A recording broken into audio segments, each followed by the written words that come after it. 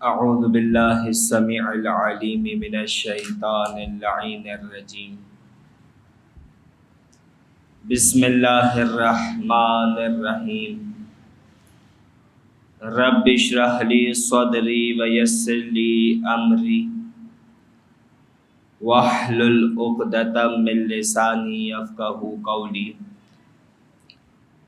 الحمد للہ رب العالمین الحمد للہ المعروف من غیر رؤیا والخالق بغیر منصبہ خلق الخلائق بقدرتی واستعبد الارباب بعزتی وساد العظماء بجودہ ثم الصلاة والسلام والتحیۃ والاکرام علی خیر الانام ابی القاسم محمد اللهم صل على محمد وآل محمد وعلى آلہ الطیبین الطاہرین المعصومین المظلومین الميامین المنتجبین المنتخبین سیما بقیت اللہ الاعظم روحی و ارواحنا لتراب مقدمہ الفدا اللہم عجل لولیک الفرج واللعن الدائمۃ الباقیۃ علی اعدائہم اجمعین من یوم عداوتہم الی قیام یوم الدین اما بعد فقد قال اللہ تبارک و تعالی فی کتابہ المبین بسم اللہ الرحمن الرحیم الحمد للہ رب العالمین صلوات اللهم صل على محمد وآل محمد بسم اللہ الرحمن الرحیم اللہم کل ولیک الحجۃ بن الحسن صلواتک علیہ وعلی آبائہ فی ہذہ الساعۃ وفی کل ساعہ ولیا وحافظا وقائدا وناصرا ودلیلا وعینا حتی تسکنہ ارضک طوعا وتمتعہ فیہا طویلا اللہم صل على محمد وآل محمد سامعین گرامی، مفاہیم سورہ فاتحہ کے عنوان سے ہماری گفتگو کا سلسلہ جاری ہے، اور بتوفیق پروردگار آج اس موضوع پر ہماری 5ویں گفتگو ہے، اور کل کی جو آپ کے سامنے کل جو معروضات پیش کیے گئے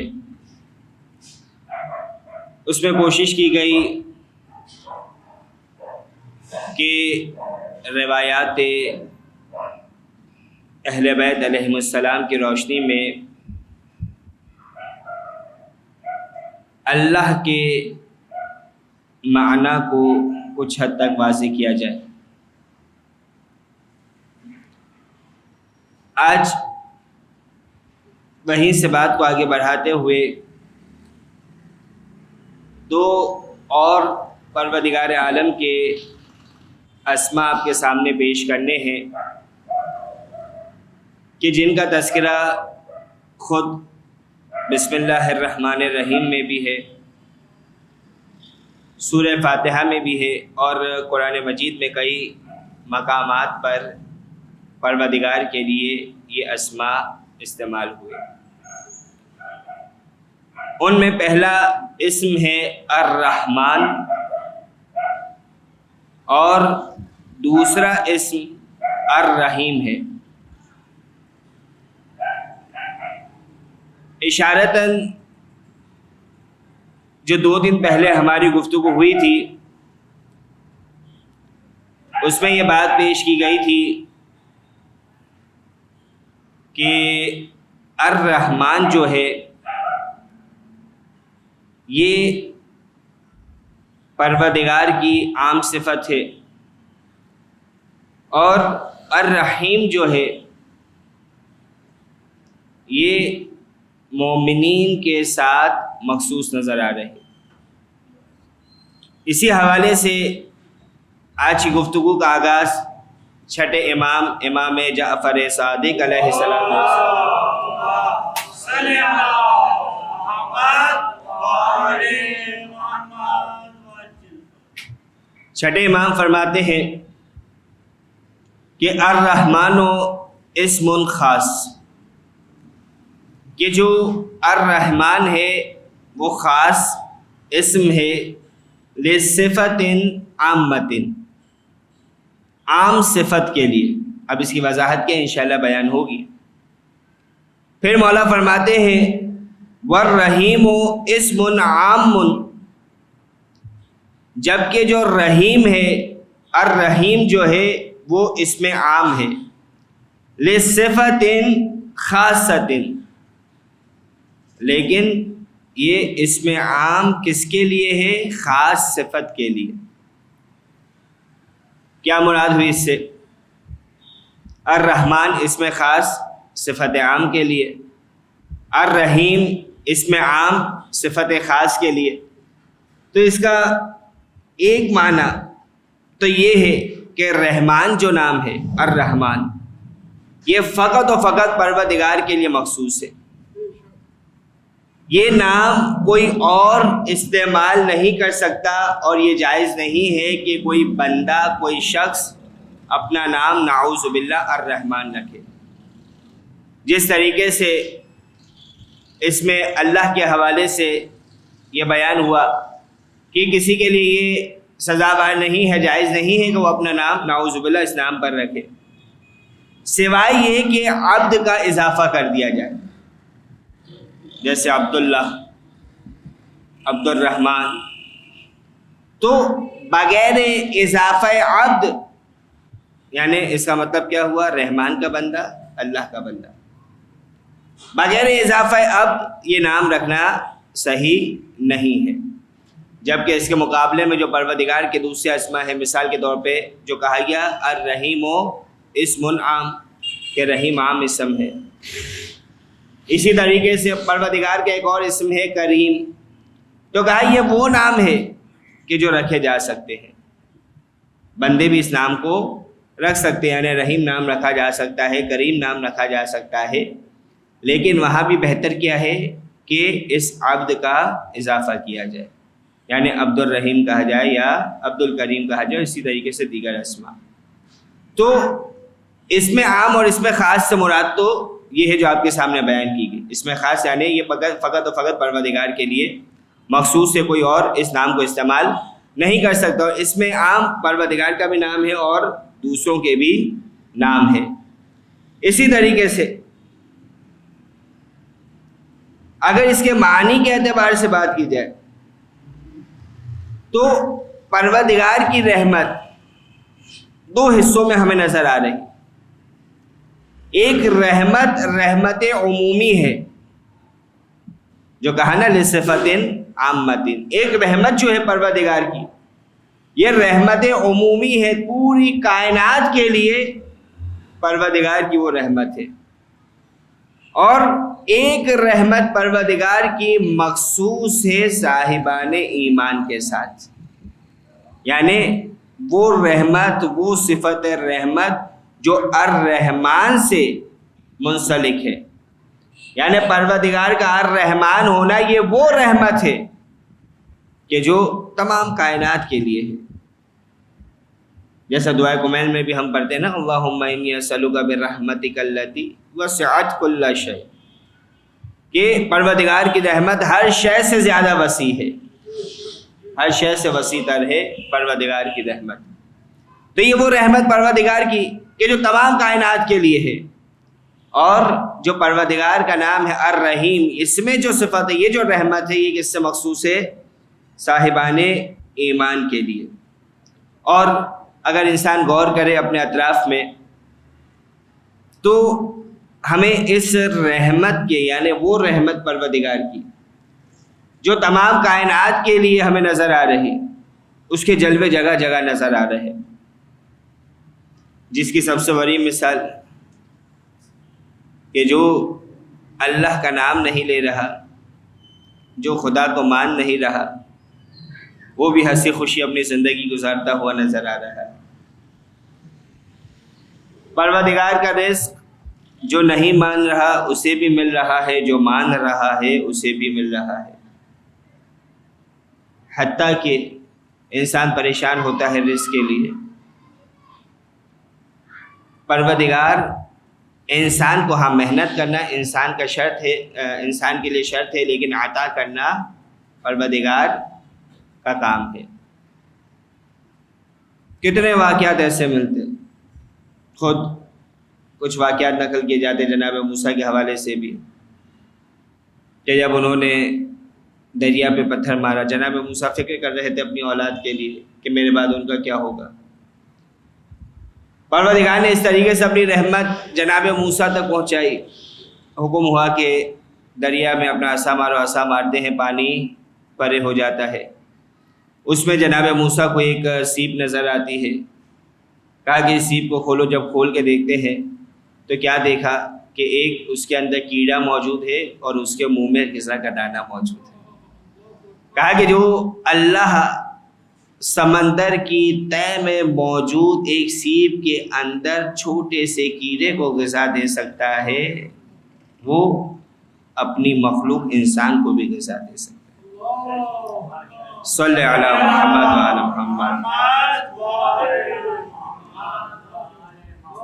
اور اگر پروردگار کا نظام دیکھے، یعنی کتنی ایسی چیزیں پروردگار نے، مثال دی جاتی ہے مگرمچھ کی۔ عام طور پر چبانے کا طریقہ کیا ہوتا ہے کہ جبڑے یا تو دونوں ہل رہے ہوتے ہیں، نیچے والا جبڑا جو ہے وہ زیادہ کام کرتا ہے، لیکن ایک مگرمچھ ایسا ہے، ایک مگرمچھ کی نسل ایسی ہے کہ جو اوپر والے جبڑوں سے یہ کام لیتی ہے، اور اس کے ساتھ ہوتا ہی ہے کہ جب وہ کھانا کھا لیتا ہے تو اس کے جبڑے پر کیڑے پڑ جاتے ہیں، یعنی اس کا جبڑا اس کے اوپر کی طرف اس پہ کیڑے پڑ جاتے ہیں، جس کی تکلیف سے وہ پریشان ہوتا ہے، تڑپ رہا ہوتا۔ پروردگار نے ایک پرندہ خلق کیا ہے،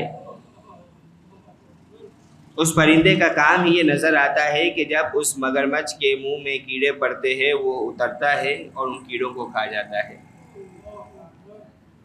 کہ جس سے اس مگرمچھ کو سکون مل جاتا ہے۔ اور یہ پروردگار نے نظام بھی ایسا بنایا کہ مگرمچھ کیا کسی چیز کو چھوڑے گا، جو نظر آئے گی اس کو کھا جائے گا، یہی اس کا مزاج ہوتا ہے۔ اب وہ پرندہ آ رہا ہے، مگرمچھ کے منہ میں جو کیڑے ہیں اسے کھا کے جا رہا، اب کیا ہوتا؟ اگر عام طور پہ وہ مگرمچھ اس پرندے کو کھاتا نہیں ہے، لیکن اگر بالفرض مگرمچھ اس پرندے کو نگل لے تو پروردگار نے اس پرندے کی مدافعت کے لیے، ڈیفینس کے لیے یہ سسٹم رکھا ہے کہ جو اس کے پر ہے چھری سے زیادہ تیز ہے، اگر مگرمچھ اسے غلطی سے نگل بھی لے تو وہ مگرمچھ کا پیٹ چاک کر کے باہر نکلنے کی قدرت رکھتا ہے۔ یعنی یہ پروردگار کا نظام، یہ پروردگار کا الرحمن ہونا ہے، یہ پروردگار کا رحم ہے، پروردگار کی رحمت ہے کہ جو ہر مخلوق کے لیے یکساں نظر آ رہی ہے۔ یہ جانور کی مثال ہو گئی، یا مثال کے طور پر ایک چھوٹی سی اور مثال آپ کے سامنے پیش کرتا ہوں، پھر انسانی جسم کے حوالے سے بھی بات ہوگی۔ بچپن میں جب دینیاتی کتابیں ہم پڑھا کرتے تھے تو اس میں ایک چیپٹر تھا کہ جس میں یہ واقعہ لکھا ہوا ہوتا تھا، تعلیمات اہل بیت کے ایک چیپٹر میں، کہ ایک ملک میں، بہرحال نام نہیں لے رہا، وہاں پر ایک دن لوگوں نے چیڑیوں پر خوب گولیاں برسائیں۔ مقصد کیا تھا کہ وہ فصلوں کو نقصان پہنچایا کرتی تھی، وہ یہ سوچتے تھے۔ جب ان چیڑیوں کو مار کے وہ مطمئن ہو گئے، خوش ہو گئے کہ اب ہماری فصلیں محفوظ رہے گی، اب ہماری فصلوں کو کوئی نقصان نہیں پہنچائے گا، کیونکہ اب وہ چڑیا ہی نہیں بچی گی جو ہماری فصلوں کو نقصان پہنچائے، تو اس مرتبہ ان کی فصلوں کو پہلے جتنا نقصان پہنچتا تھا اس سے کہیں زیادہ نقصان پہنچا۔ یعنی پروردگار کا نظام ہے نا۔ اب یہ پروردگار کی رحمت دیکھیے، پہلے جتنا نقصان پہنچتا تھا اس سے کئی گنا زیادہ نقصان پہنچا۔ پھر جب ریسرچ شروع کی، تحقیق شروع کی کہ کیا وجہ ہے، کیا ریزن ہے، یہ فصلوں کو نقصان کیوں پہنچا، حالانکہ جو نقصان پہنچا رہی تھی ہماری نظر میں وہ چڑیا تھی کہ جنہیں ہم نے مار دیا۔ تو تحقیق کی گئی تو پتہ چلا کہ فصلوں کو نقصان حقیقت میں ان چڑیوں سے نہیں پہنچتا تھا، بلکہ ان کیڑوں سے پہنچا کرتا تھا کہ جنہیں یہ چڑیا آ کے کھا جایا کرتی تھی، کہ جس کی وجہ سے اتنا زیادہ نقصان نہیں ہوتا تھا۔ اب جب کہ چڑیا ہی نہیں بچی تو ان کیڑوں کو کھانے والا کوئی نہیں، وہ فصلیں ان کے لیے یعنی ٹریٹ ہو گئی ہماری زبان میں۔ تو یہ پروردگار کا نظام ہمیں نظر آ رہا، پروردگار کی رحمت نظر آ رہی۔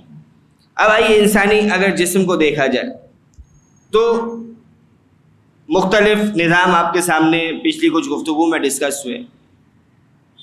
آج ایک اور نظام کی طرف اشارہ کرنا، وہ ہے انسان کے سانس کا نظام، سانس لینے کا نظام، یعنی کتنی مرتبہ انسان سانس لیتا ہے، یعنی اتنی مرتبہ سانس لیا جاتا ہے کہ انسان کاؤنٹ بھی نہیں کرتا۔ اور سانس لینے کے لیے بھی پروردگار نے دو ذرائع رکھے، یعنی مین جو سسٹم ہے وہ ہمارا ناک ہے، اور ناک میں بھی ایک سوراخ نہیں بلکہ دو سوراخ کے، اگر ایک سوراخ بند ہو تو دوسرا بھی موجود رہے۔ اس ناک کے علاوہ انسان اپنے منہ سے بھی سانس لیتا ہے۔ فرض کیجئے کہ اگر یہ ناک نہ ہوتا، یہ نوسٹرلز نہ ہوتی، فقط منہ سے سانس لے رہا ہوتا، تو کیا یہ ممکن تھا کہ انسان کھانا بھی کھاتے رہے اور سانس بھی لیتا رہے؟ اس لیے کہ نہ یہ انسان سانس کے بغیر رہ سکتا ہے۔ اب یہ سانس کہہ رہا ہوں، آکسیجن کہہ رہا ہوں، کوئی سانس نہ سمجھ لیں یہاں پر، کہ نہ یہ انسان سانس کے بغیر رہ سکتا ہے۔ بہرحال آپ لوگ کی شکلیں دیکھ کے اس طرح کی باتیں کبھی کبھار کرنی پڑتی ہے۔ نہ سانس کے بغیر رہ سکتا ہے اور نہ غذا کے بغیر رہ سکتا ہے۔ تو دونوں چیزیں ضروری انسان کے لیے۔ تو اگر غذا کھائے گا تو سانس کیسے لے گا، اور اگر سانس لے گا تو اس وقت میں غذا نہیں کھا سکتا۔ تو ناک موجود ہے کہ انسان غذا بھی کھاتا رہتا ہے، ساتھ میں جتنی اس کو آکسیجن کی سپلائی ضروری ہے اتنی آکسیجن بھی لیتا رہتا ہے، سانس لیتے رہتا ہے، اور یہ سلسلہ رکتا نہیں معلوم کتنی مرتبہ انسان سانس لے رہا۔ لیکن کیا کبھی ہم نے احساس کیا، یعنی یہ عمومی رحمت کی بات ہو رہی نا کہ جو سب کے لیے رحمت ہے، کیا کبھی ہم نے احساس کیا اس چیز کا کہ کتنی بڑی نعمت ہے، کتنا فلالیس یہ پروسیس جو ہے چلتا جا رہا کہ انسان کو احساس تک نہیں ہوتا۔ ہاں، کبھی انسان کا ناک بند ہو جائے، ایک نوسٹرل بند ہے تو دوسرے سے سانس لے رہا ہے، اگر کچھ ٹائم کے لیے دونوں بھی بند ہو جائے تو اس وقت انسان منہ سے سانس لے رہا ہوتا، جب تک ناک کو صحیح کرنے کا کچھ طریقہ ڈھونڈ لیتا ہے۔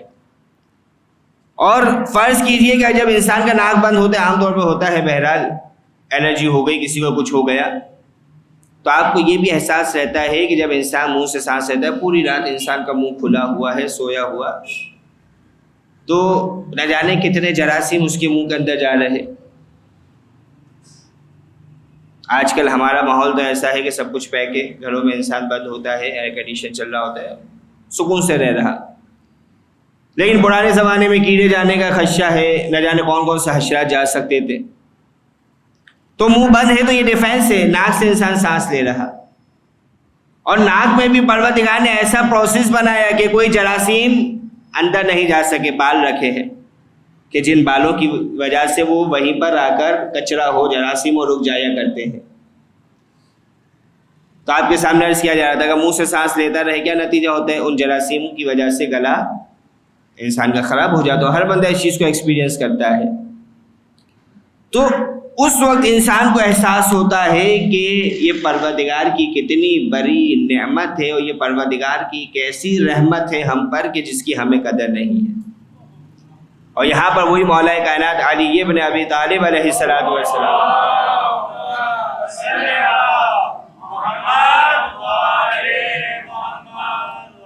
مولا کا وہی قول نقل کروں جو کئی مرتبہ کر چکا.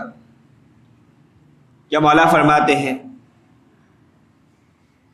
النعمتان مجہولتان، دو نعمتیں ایسی ہیں کہ جو چھپی ہوئی ہے،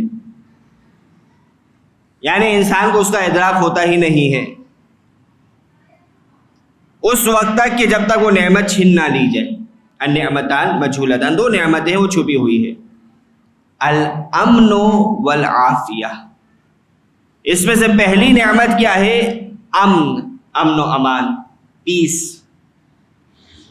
یعنی جب تک سکون ہے انسان کو احساس ہی نہیں ہے کہ یہ سکون، یہ امن و امان کی کیفیت، یہ پیس کتنی بڑی نعمت ہے. جب ذرا سا حالات خراب ہو، کچھ آوازیں آنے لگے، اور کراچی والے مختلف مقامات پر ان مراحل سے گزرتے رہتے ہیں، اس وقت پتہ چلتا ہے جب دل میں خوف پیدا ہونے لگے کہ کتنی بڑی نعمت امن و امان کی تھی کہ جو ہمارے ہاتھ سے چلی گئی. یا اسی طریقے سے عافیت یعنی صحت، ایک معنی اس کے ہے صحت، صرف صحت معنی نہیں اور بھی معنی ہو سکتے، لیکن بات سمجھانے کے ایک معنی ہے صحت، سلامتی. جب تک انسان بیمار نہیں ہوتا ہے اسے اس بات کی قدر نہیں ہوتی کہ پروردگار کی کتنی بڑی نعمت ہے، کتنی بڑی نعمت، قدر نہیں ہے جب تک یہ انسان بیمار نہ ہو جائے. تو یہ جو سانس کا سسٹم نظر آ رہا، فرض کر لیجئے کہ جو ناک میں جو پروردگار نے سسٹم رکھا ہے ان جراثیم کو، حشرات کو روکنے کا نہ ہو، کتنی بیماریوں میں انسان پڑ سکتا ہے. اور پروردگار نے کبھی یہ سسٹم فیل بھی کیا، کسی کو نیچا دکھانے کے لیے، کسی کو اس کی حقیقت بتلانے کے لیے. یعنی وہ نمرود کہ جو خدائی کا دعویٰ کر رہا تھا، خدائی کا دعویٰ کرنے والا نمرود کہ جو لوگوں سے اپنی عبادت کرواتا تھا، اسے کس طرح ذلیل و رسوا کیا کہ ایسی ناک کے ذریعے سے ایک مکھی اس کے ذہن تک پہنچ گئی، دماغ تک پہنچ گئی. اور وہ کہ جو خدائی کا دعویٰ کر رہا تھا، مکھی کی بنبناہٹ، اس کے ستانے، اس کے کاٹنے سے ایسا پریشان تھا، پاگل ہوتا جا رہا تھا کہ اپنے غلاموں سے اپنے سر پہ جوتیاں پڑوایا کرتا تھا. یعنی کتنا بڑا بادشاہ، خدائی کا دعویٰ کرنے والا، اتنی بڑی مملکت رکھنے والا، ایک مکھی کے ذریعے سے کہا کہ تیری حکومت خدا کی نگاہ میں اس مکھی کے برابر بھی نہیں ہے. ابرہہ جیسا ابابیل کے کنکر کے ذریعے سے ڈھیر. تو پروردگار کی رحمت، کون پروردگار کے مقابلے میں آ سکتا بھلا؟ اور پھر اس نظام کو اور آگے دیکھیے، یہ جو سانس کا سسٹم ہے کہاں سے جا رہا؟ گلے سے. اب جو انسان کا گلا ہے، یہاں پہ آپ کو دو نالیاں نظر آئے گی. ایک نالی ہے غذا کی، ایک نالی ہے سانس کی. ایک نالی سے غذا انسان کے شکم تک پروسیس ہوتے ہوتے جاتی ہے، دوسری نالی سے یہ جو سانس لے رہا ہے، یہ جو ہوا ہے، یہ اس کے پھیپھڑوں تک جاتی ہے اور بلڈ پیوریفائی ہوتا ہے اس کے ذریعے سے. پورا سسٹم ہے جو انسان کے جسم کے اندر بنا ہوا ہے، پوری ایک الگ دنیا. جو بات بیان کرنی، دونوں کے درمیان فاصلہ کتنا ہے؟ کیا اس پورے کمرے جتنا فاصلہ ہے کہ پتہ ہو کہاں سے ہوا کو جانا ہے، کہاں سے سانس کو جانا ہے، کہاں سے غذا کو جانا ہے؟ ایک باریک سے پردے کا فاصلہ ہے، ایک باریک سے پردے کا فاصلہ. اور اگر غلطی سے فرض کیجئے،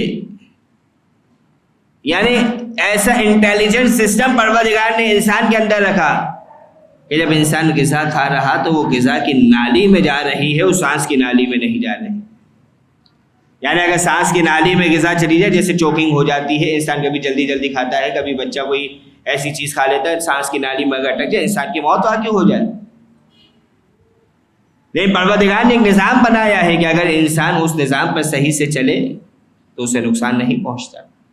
یعنی غذا کھا رہا تو وہ غذا کی نالی میں ہی جا رہی ہے. اور عام طور پہ ہمیں جب انسان اپنے دہن کو کھولتا ہے تو کوا نظر آتا ہے، یعنی ایک گوشت کا لوتھڑا نظر آتا ہے جسے اردو میں کوا کہا جاتا ہے.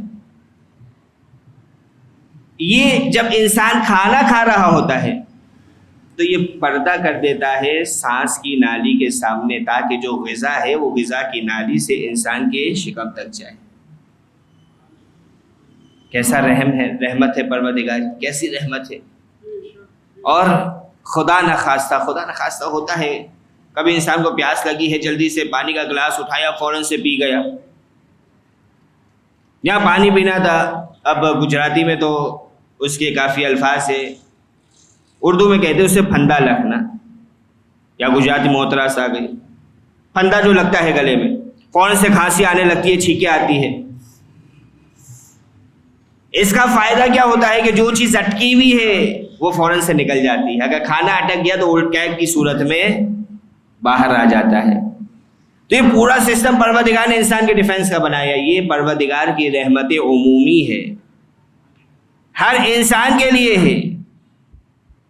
تو جب پروردگار نے یہ کچھ انسان کو دیا تو کیا یہ نمک حلالی نہ ہوگی؟ نمک حلالی اسے نہیں کرنی چاہیے اس انداز میں کہ جب غذا شروع کرے تو بسم اللہ الرحمن الرحیم پڑھ لے، کھانے سے پہلے بسم اللہ الرحمن الرحیم پڑھ لے. اس انداز میں نمک حلالی نہ کرے. اور جب بات نمک کی آئی ہے تو انسان اگر اس بات کا احساس کر لے، جیسے ہوتا ہے نا ہر معاشرے میں یہ تصور ملتا ہے ہمیں کہ نمک حلالی، یہ جو تصور ہے ہر معاشرے میں ملتا ہے، چاہے مسلم معاشرہ ہو، بدھسٹ معاشرہ ہو، پاکستانی ہو، انڈین ہو، امریکہ ہو، ہر معاشرے میں تصور ملتا ہے. یہاں تک کہ واقعات لکھے ہوئے، مثال کے طور پہ ایک واقعہ نقل کیا جاتا ہے. ایک ایران کا مشہور چور تھا، اس کا نام تھا یعقوب، بادشاہت کا زمانہ تھا. وہ اپنے دوستوں کے ساتھ چوریاں کیا کرتا تھا. موضوع ذہن میں رہے، نمک حلالی. وہ اپنے دوستوں کے ساتھ چوریاں کیا کرتا تھا. ایک دوست بیٹھے اور یہ سوچا کہ ہم چھوٹی چھوٹی چوریاں کرتے ہیں، عام شہریوں کو لوٹتے ہیں، بیچارے غریب ہیں، ان کے پاس اپنے کچھ وسائل نہیں، کیوں نہ ہم ڈائریکٹ بادشاہ کے خزانے میں ڈاکہ ڈالیں. ایک مرتبہ کی ہائسٹ ہوگی، ایک مرتبہ کی چوری ہوگی، ہمیشہ کے لیے جان چھوٹ جائے گی. جب یہ سوچا کہا کہ آئیڈیا تو اچھا ہے، لیکن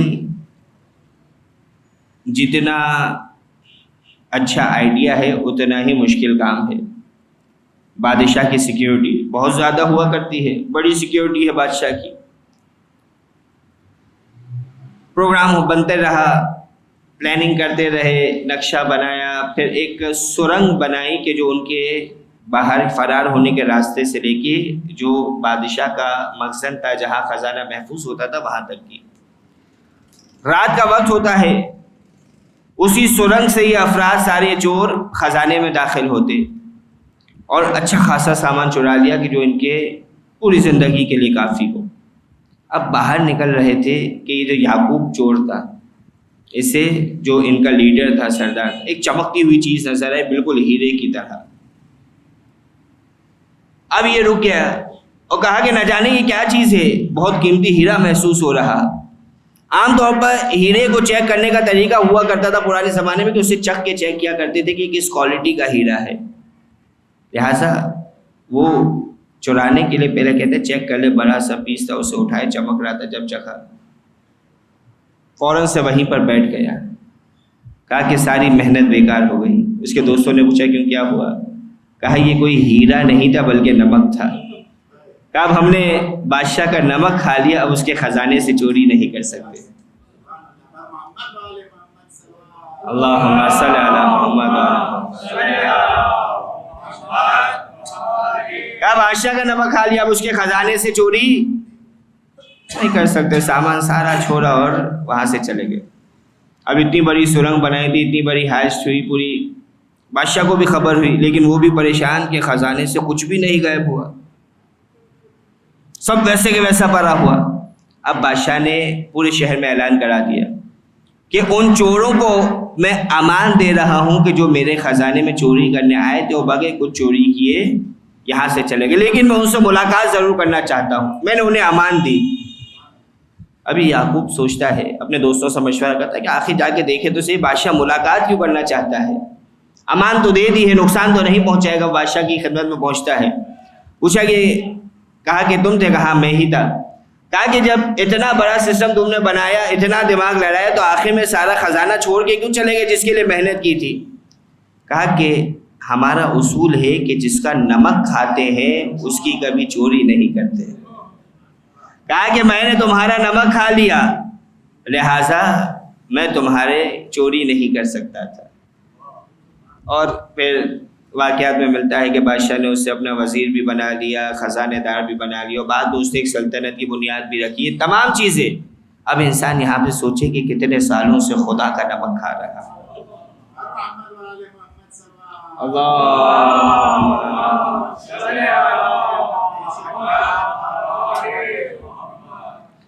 تو پروردگار کی رحمتوں کو انسان سوچے، الرحمن پروردگار۔ اسی انداز کے ایک اور واقعہ، علامہ مجلسی، مشہور ترین شخصیت تاریخ اسلام کی علماء میں، اور دونوں مشہور شخصیت، ایک باپ اور ایک بیٹا۔ تقی مجلسی والد ہیں، باقر مجلسی بیٹے ہیں۔ باقر مجلسی وہ ہیں، علامہ باقر مجلسی کی بہار الانوار جیسا ذخیرہ جن کا ہمارے پاس موجود۔ اصفہان میں رہتے تھے، شیخ الاسلام کے نام سے مشہور تھے۔ ان کا ایک دوست آیا ان سے ملنے، پوچھا کیا ہوا، پریشان لگ رہے ہو مغرب کی نماز کے بعد؟ کہا کہ مسئلہ یہ ہوا کہ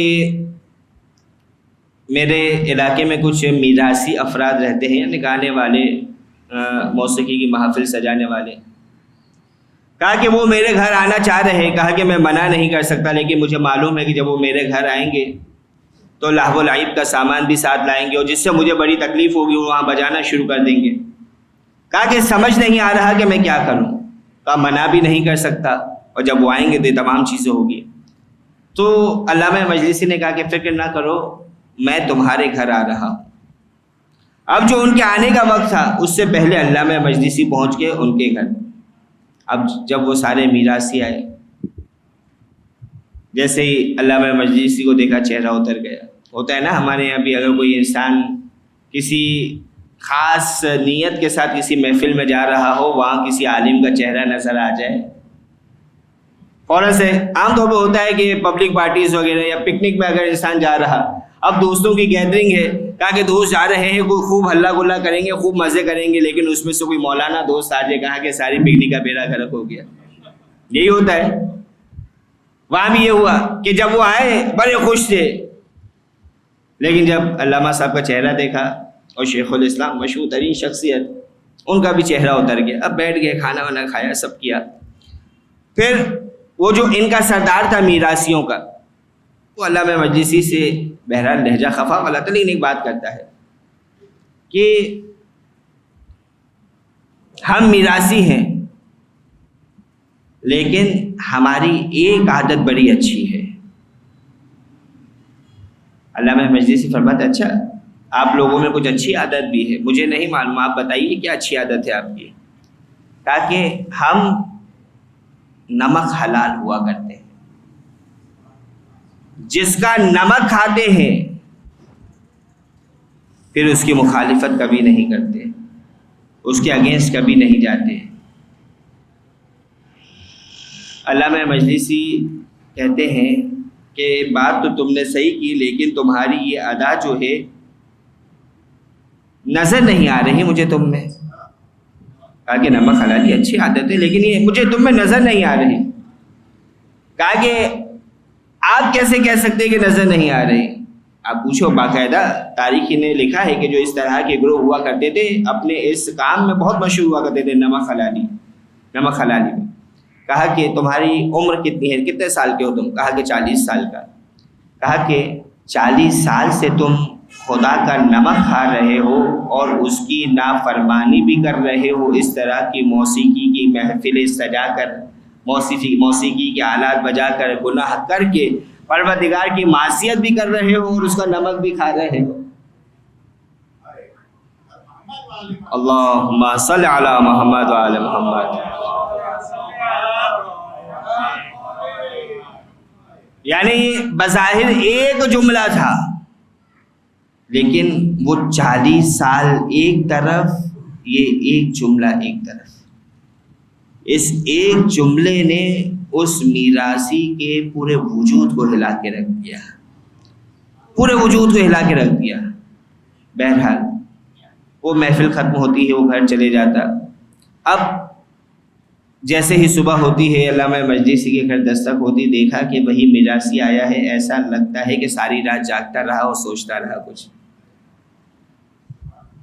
اور آنے کے بعد وہ علامہ مجلسی سے سوال کرتا ہے کہ قبلہ ذرا اتنا مجھے بتائیے کہ میں اتنا گنہگار شخص تھا، پوری زندگی گناہ میں گزار دی، کیا پروردگار میری توبہ کو بھی قبول کر سکتا ہے؟ کیا خدا میری توبہ کو بھی قبول کر سکتا ہے، میرے گناہوں کو بھی معاف کر سکتا ہے؟ تو وہ فرماتے ہیں کہ پروردگار عالم غفور الرحیم ہے، پروردگار رحمان ہے، پروردگار کی رحمت عام ہے، وہ یقیناً تمہاری توبہ کو قبول کرے گا. صلوات پڑھیے گا محمد و آل محمد پر.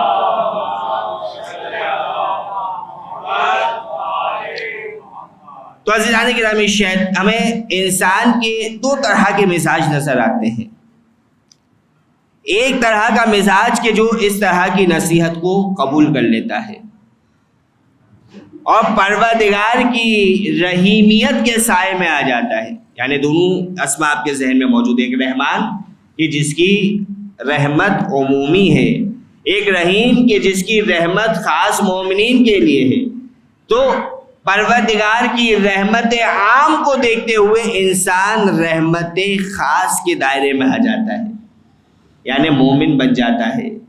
اس طرح کی بات تو غور و فکر کرتے ہوئے. اور کچھ افراد ایسے ہیں کہ ان کے سامنے لاکھ باز کر لی جائے، لاکھ نصیحتیں کر لی جائے، لاکھ انہیں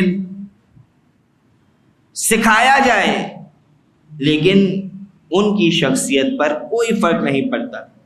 جیسے کہ سورہ بقرہ میں پروردگار عالم ارشاد فرماتا ہے، بسم اللہ الرحمن الرحیم، وَإِذَا قِيلَ لَهُ اتَّقِ اللَّهَ، کہ جب ان سے کہا جاتا ہے کہ اللہ سے ڈرو، جب ان سے کہا جاتا ہے کہ اللہ کا تقوی اختیار کرو، اخذتہ العزت بالعتق، تو وہ پروردگار کا جو تقوی اختیار کرنے کی نصیحت کی جا رہی، اس کو قبول کرنے کے آگے ان کا غرور آڑے آ جاتا ہے. یعنی اپنے گناہ کی وجہ سے، اپنے غرور کی وجہ سے وہ اس نصیحت کو قبول نہیں کرتے. فَحَسْبُهُ جَهَنَّمْ، تو جہاں غرور کی بات آ گئی، جہاں ان کا غرور آ گیا، جب نصیحت قبول کرنے کو تیار ہی نہیں ہے، تو بس ان کا ٹھکانہ جہنم ہے. اور یہ غرور، یہ تکبر پروردگار کو نہیں پسند. کل بھی اس حوالے سے بیان ہوا. اور خود یہ کس کا طریقہ کار نظر آیا؟ کون تھا کہ جس نے کہا تھا کہ انا خیر منہ؟ پھر جب پروردگار نے ابلیس کو سجدہ کرنے کا کہا، شیطان کو سجدہ کرنے کا کہا، تو وہ شیطان کے جو جن ہوتے ہوئے فخر ملائک تھا، نہ جانے کتنے ہزاروں سجدے پروردگار کو کر دیے، لیکن جب آدم کے آگے جھکنے کا کہا، کیا کہتا ہے کہ میں سجدہ نہیں کروں گا. کیوں؟ انا خیر منہ، کہ میں اس سے بہتر ہوں. تو نے مجھے آگ سے بنایا ہے، اسے مٹی سے بنایا ہے. یعنی اس نے خود ہی قیاس بھی کر لیا، خود ہی فیصلہ بھی کر لیا کہ آگ جو ہے مٹی سے افضل ہوا کرتی ہے، اور خود پہ غرور کر رہا تھا کہ میں اس سے بہتر ہوں. اس غرور کا نتیجہ کیا نکلا؟ پروردگار نے فرمایا کہ فَاخْرُجْ إِنَّكَ مِنَ الصَّاغِرِينَ، کہ نکل جا میری بارگاہ سے، تو گمراہ لوگوں میں سے ہے. یعنی یہ اس کا غرور تھا. عزیزان گرامی، پروردگار کو سجدہ کرنا بڑی عبادت ہے، لیکن وہ سجدہ کے جو حکم پروردگار سے ہو. یعنی پروردگار کہہ رہا کہ آدم کو سجدہ کرو، ابلیس کہہ رہا بار الہ میں تو تجھے سجدہ کروں گا صرف. تو عزیزان گرامی، اصل عبادت کیا ہے؟ اپنی نہیں چلانا، جو خدا نے کہا ہے اس کی ماننا. ایک مثال پیش کروں، آپ کے ذہن بھی بیدار ہو جائے. پروردگار فرماتا ہے کہ شاعر اللہ کی تعظیم کرو. انسان آگے بڑھ کے کہتا ہے میں تو نہیں کروں گا، میں فقط خدا کی تعظیم کروں گا. تو یہ حکم الہی کی نافرمانی نہ ہوئی. پروردگار کہتا ہے کہ محمد اور ان کی آل کو وسیلہ بناؤ. انسان کہتا ہے کہ میں تو ڈائریکٹ اللہ سے مانگوں گا. تو یہ کہا کہ عبادت ہوئی اللہ کی. یعنی اللہ کی عبادت کا مطلب یہ ہے کہ اللہ کے آگے تسلیم کرنا، اپنی مرضی سے عبادت نہیں کرنی، جیسے خدا چاہتا ہے ویسی عبادت کرنی ہے. اللہ اکبر.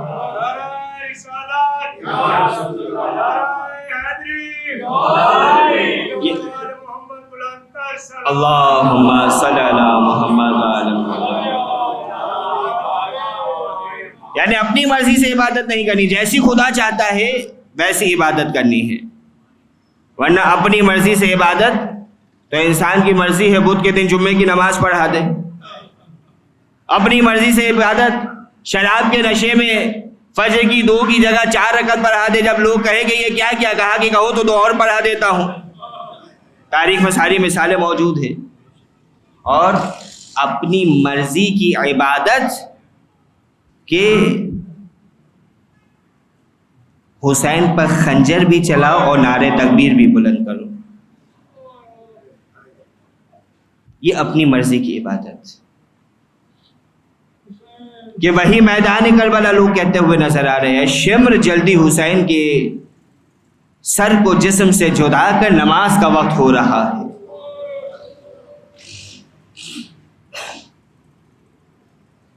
یہ وہ نماز ہوگی کہ جو انہیں اوندھے منہ جہنم میں ڈالی جائے گی.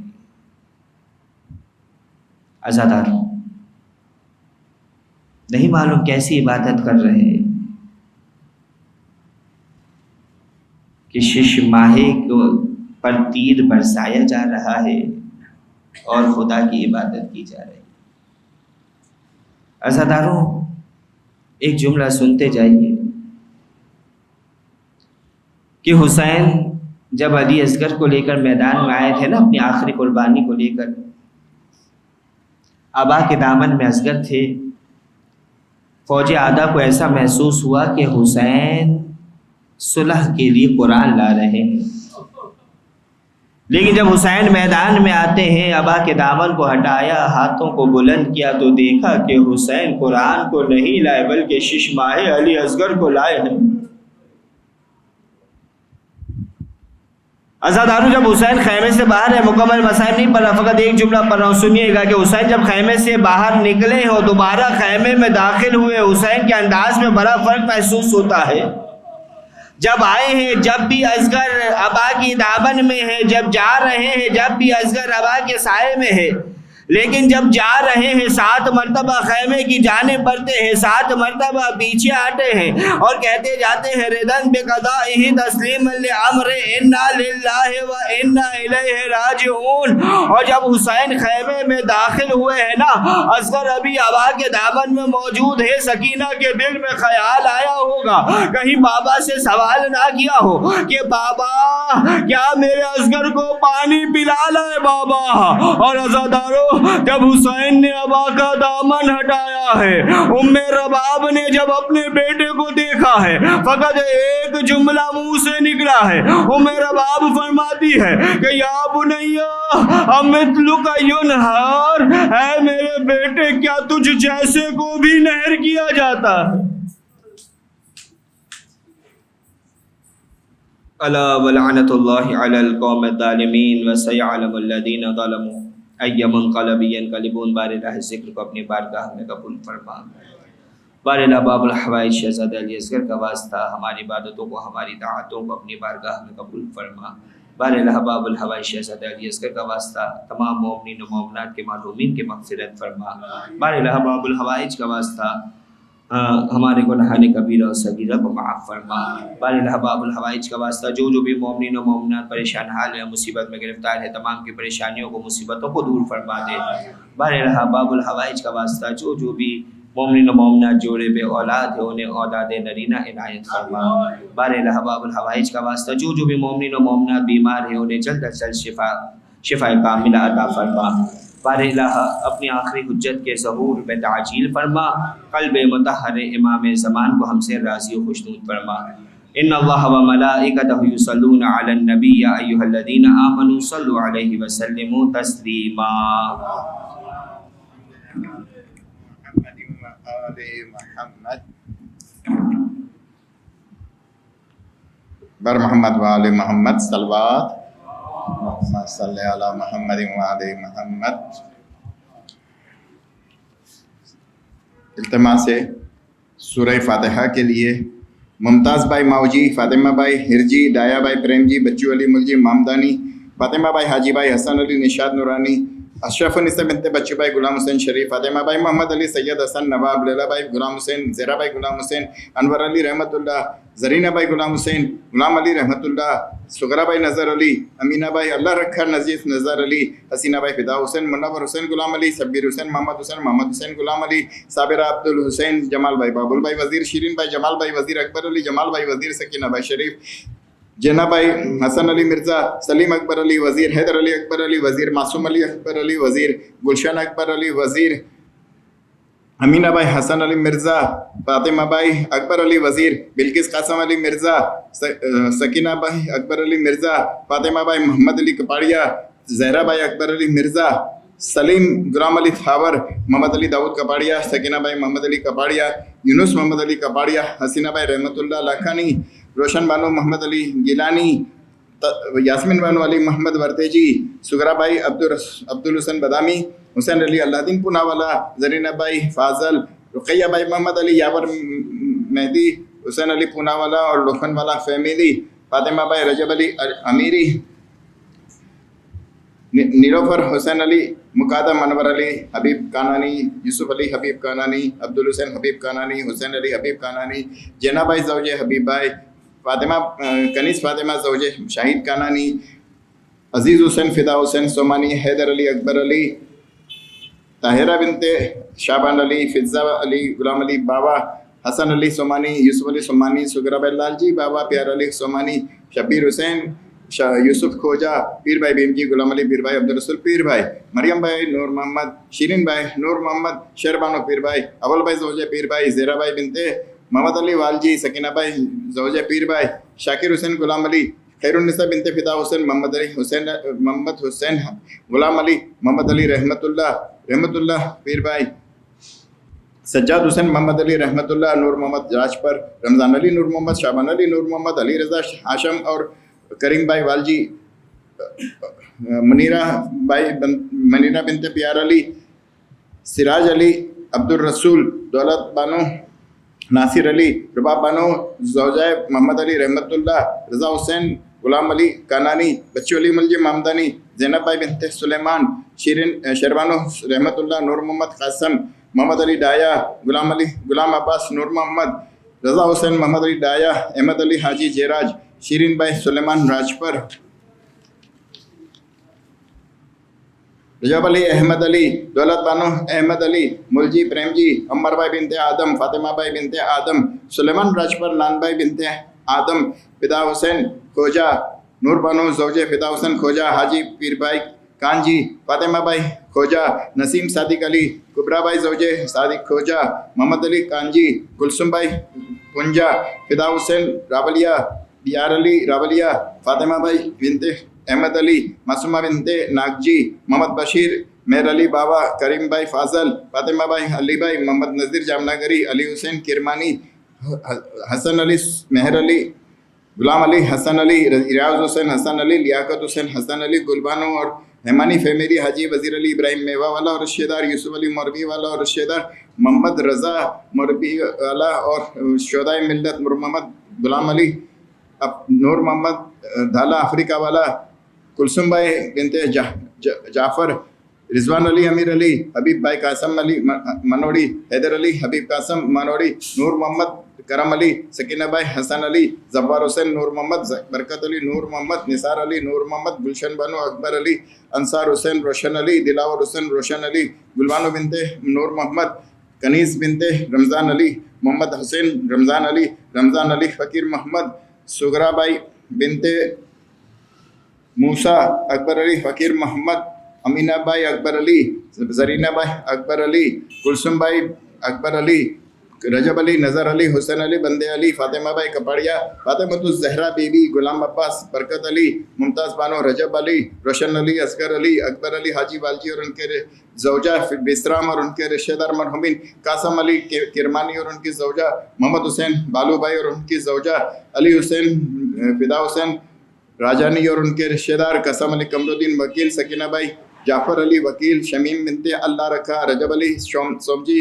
اور ان کے رشتہ دار سلطان علی نور علی غلام حسین ماوجی شیربانو غلام حسین ماوجی عنایت علی عبد الرسول غلام عباس کرم علی منیرہ زوجے غلام عباس کنیز فاطمہ زوجے غلام عباس رضا حسین غلام حسین قاضی فاطمہ بھائی رحمان بھائی کارا علی رضا کانانی روشن بنت حسن علی جاپان والا پیار علی بھائی پیار علی رحمت اللہ سخلال کھیتانی قمر عباس پیار علی کھیتانی علی رضا باقر علی کھیتانی محمد امین باقر علی کھیتانی جعفر علی رمضان علی ویرانی زرینہ بھائی بنت محمد حسین مکھی فضا بنت شابان علی برکت علی شیر علی دیوجانی بلال حسین علی رضا دیوجانی روشن علی نذیری محمد علی زویر فیملی محمد علی پٹیل فیملی یوسف علی کیکریا والا فیملی اقبال حسین علی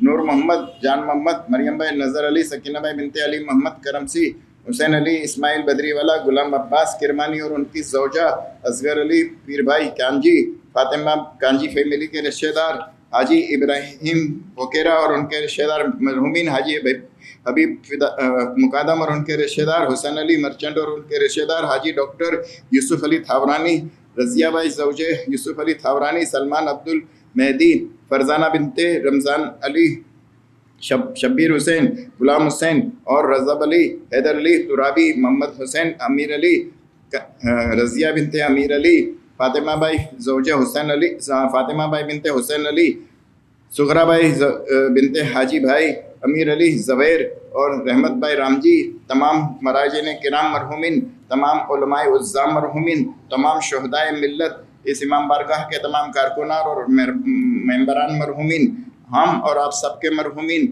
مولانا صاحب کے مرحومین اور جن کا کوئی فاتحہ پڑھنے والا نہیں رہا ان سب کے لیے سورہ فاتحہ بسم اللہ الرحمن الرحیم الحمدللہ رب العالمین الرحمن الرحیم مالک یوم الدین ایاک نعبد و ایاک نستعین اہدنا الصراط المستقیم صراط الذین انعمت علیہم غیر المغضوب علیہم ولا الضالین بسم اللہ الرحمن الرحیم ان قل هو الله احد الله الصمد لم يلد ولم يولد ولم يكن له كفوا احد بسم الله الرحمن الرحيم قل هو الله احد الله الصمد لم يلد ولم يولد ولم يكن له كفوا احد بسم الله الرحمن الرحيم قل هو الله احد الله الصمد لم يلد ولم يولد ولم يكن له كفوا احد ان الله وملائكته يصلون على النبي يا ايها الذين امنوا صلوا عليه وسلموا تسليما